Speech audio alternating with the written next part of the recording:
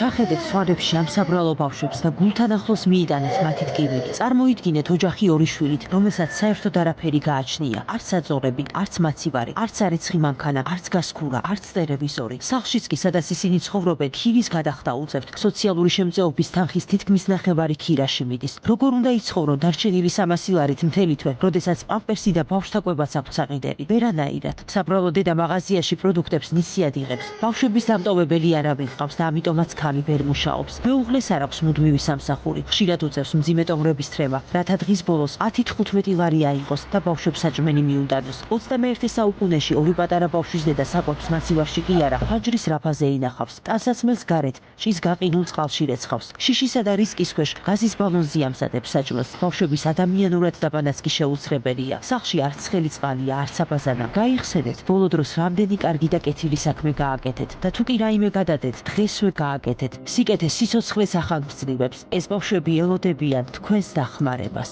გადავიწყეთ ნებისმიერი თანხა ჩერნოვეცკის ფონდის ოფიციალური საიტის მეშვეობით.